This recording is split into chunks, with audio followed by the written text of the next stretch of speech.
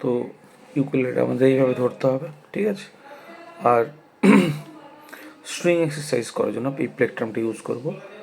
তো fourth string থেকে first string পর্যন্ত থেকে ডাউন স্ট্রোক এইভাবে ডাউন ডাউন ডাউন ডাউন, তাহলে কি হলো ডাউন ডাউন ডাউন ডাউন।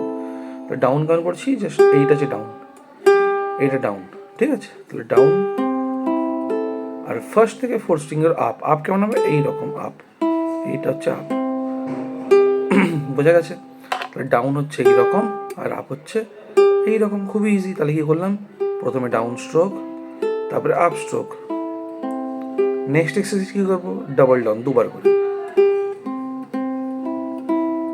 দুবার আপ,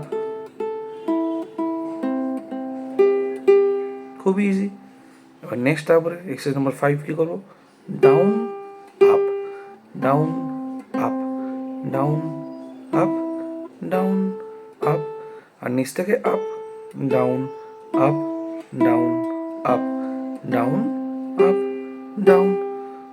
বোঝা গেল? তাহলে কি করলাম, প্রতি স্ট্রিংয়ে প্রথমে ডাউন আপ করে করে নিচে নামলাম, আর আপ ডাউন করতে করতে ওপরে উঠলাম।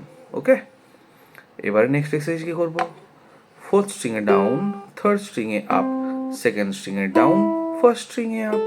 তাহলে এটাতে ডাউন করলাম, এটা আপ করলাম, আবার এটা ডাউন করলাম, এটা আপ করলাম।